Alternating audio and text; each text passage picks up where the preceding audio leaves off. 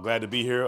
First and foremost, just proud of our guys, how they practiced so far this week, coming off a heartbreaking loss. Good work yesterday, good work today. Looking forward to getting back in Williams-Brice this Saturday night. Any questions? Clayton, you guys used mostly the four-man front, get up 17-0, then come out in the three-man, and LSU kind of went down on the field and scored. Just what was the thought process to go to that, and what did you see from that point on? Well, really, the process, obviously we know LSU has a locker room full of talent, and they can strike at any time. So the main thought was, let's go 3 down and put more guys in coverage and invite them to run it. And then obviously the very first play we had a blown coverage and got to get that fixed. But I definitely don't regret the decision. Obviously that defense has been good for us, and the 4-2-5 has also been good for us too. So just unfortunate timing. When you guys get an interception, obviously you coach players to account for the quarterback when trying to block him. How do you guys drill that? What do you talk about? What are some of the coaching points when you're running through that type of situation? For the most part, you always, we do a pursuit drill. One of our pursuit drills that we do all the time during August, and get an INT. You always want to block the guy who they was throwing to. He's going to be the most upset, him and the quarterback. We always tell our guys to obviously go block the quarterback because he's going to go for the interception. Blocks got to be in front and can't be low. And obviously the new rule, you can't peel back, obviously. So, we definitely work it. I mean, we go block our quarterbacks a lot when they go in and go make the plays, but it's unfortunate sometimes what happened on Saturday. That wasn't back? I guess it was. It was flagged, so, yeah, it was. You and Joe Morehead were at UConn for a year together. What do you know about his offenses, and what are you kind of expecting on Saturday? Yep, I have a lot of respect for Coach Morehead. Obviously, two of my coaching years were at University of Connecticut, UConn, and I was on the offensive side of the ball, coaching running backs and special teams coordinator. Joe Morehead was the former OC, quarterbacks coach that year.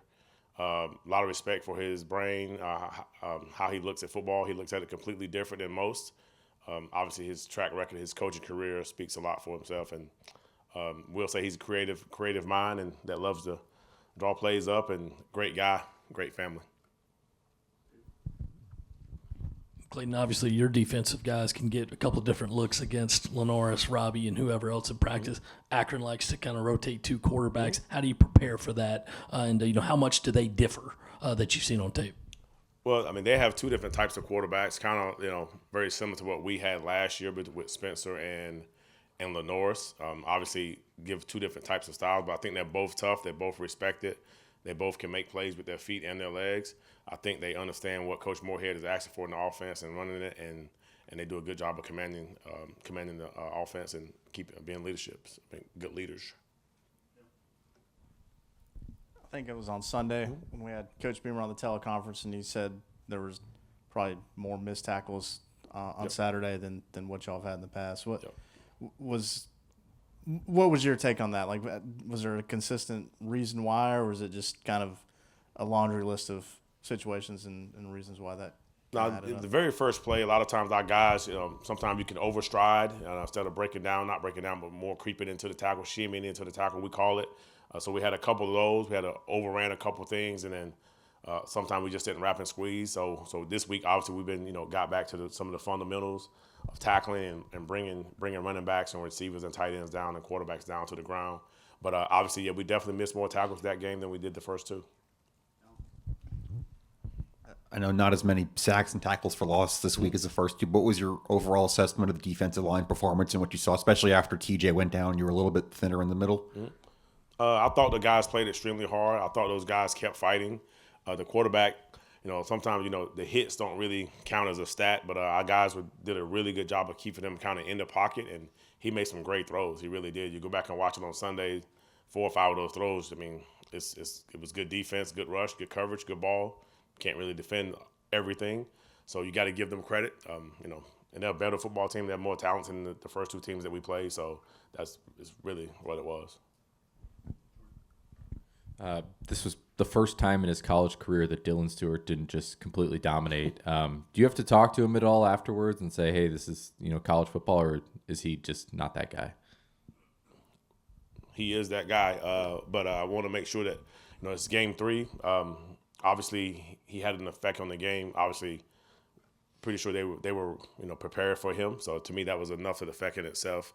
But definitely, he's growing up week by week, and I think our coaches are doing a great job, and his teammates, and obviously it's not going to be all on me or Coach Beamer, but it's a group effort around here, and I think Dylan is definitely a guy who understands that, hey, I mean, if you get 2 sacks every game, and you break every record in the world, so it's not realistic to think like that. But I do think he had an effect on the game going into the game for sure, of just the attention that he got before the game. That was a lot in itself. He's going to continue to work hard. He knows what he needs to get better at. We want to get him some more snaps, and we're working on that as well. Seems like you got a lot of alpha type of personalities on your defense, and a lot of them are older guys too. What's sort of your expectation after they have to bounce back from a game like that with some of the stuff that happened during? Do you think it'll be pretty high energy throughout this week and Saturday?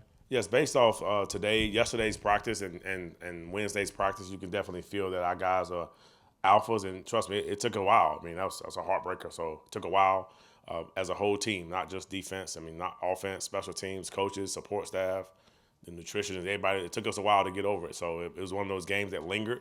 But we shut it down on to first thing Monday and Tuesday and moved on. But our guys understand.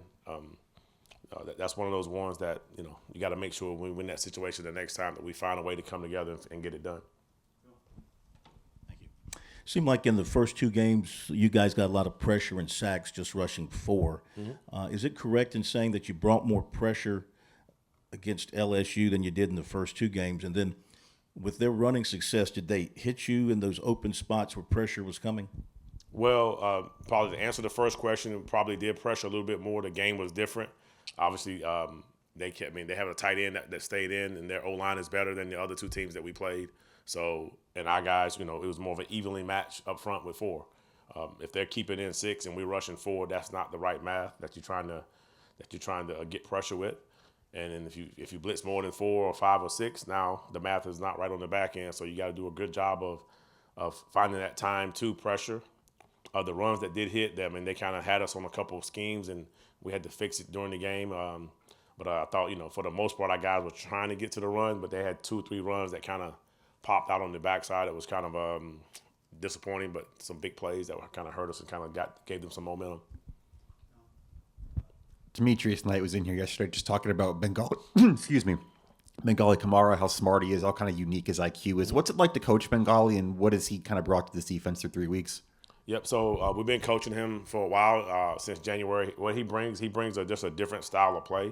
He's more of a slippery linebacker, that kind of a guy who can slither through traffic and not get in a car wreck and make plays. And he knows when to stop at the red light, and when it turns green, he knows when to go. He's just a really good linebacker that can sift through traffic.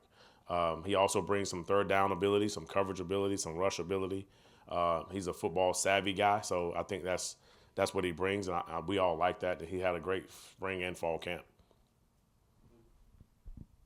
I'm curious, at what point when you're watching LSU film, whether the good or the bad plays to build upon heading into this weekend, how do you take the sort of emotional aspect out of it? Because I imagine when you're repeatedly looking at that film, it's hard to not be like, aw, dang, thinking about, how something could have gone better, how it did go better in the result and things like that. So we stopped watching it on Sunday. So throughout the year, we may have these things called cut-ups where we may use this as a learning experience from a certain play that we might have ran, and it may come up then. One of my policies in the defensive staff room is don't get mad twice, because it's nothing you can get from that. Basically, it means move on. Don't dwell, don't linger. It's been written up there since January 2021, and so that's one of them. Don't get mad twice. That don't mean you don't get upset twice, but definitely keep your emotions in check and make sure you learn from your mistakes. Kyle was obviously on the receiving end of a couple of those penalties. How have you seen him react to that? Ever since that game, and also on the same note, he's tied for the nation's lead in sacks. Mm-hmm. What does that mean for him and the defense as a whole? Well, the main thing is I think we just have to learn from it, and obviously respect Kyle and what he's done for this defense, this team. Obviously, at the moment, you want to be there for the guy because some of us has been in his shoes, some of us have not. I knew for sure I wanted to make sure I reached out to him on Saturday or Sunday morning to make sure, the sun, God willing, the sun will rise the next day and we keep it moving. But obviously he means a lot to us. He's still a leader. We all have to learn from it. Mistakes are made. That's why they put erasers on top of pencils, you know what I mean? Because people make mistakes. So mistakes are made. We just got to learn from it. We can't continue making the same mistake. What was the scheme that you used on this one where Bam Martin Scott comes up the middle? Kyle Kennard was he was almost on a slot receiver. He's so far outside.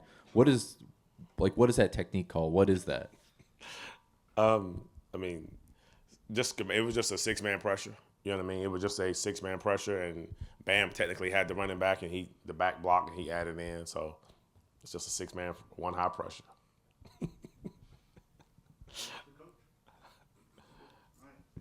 Thank you, guys. Take care. See you guys next time.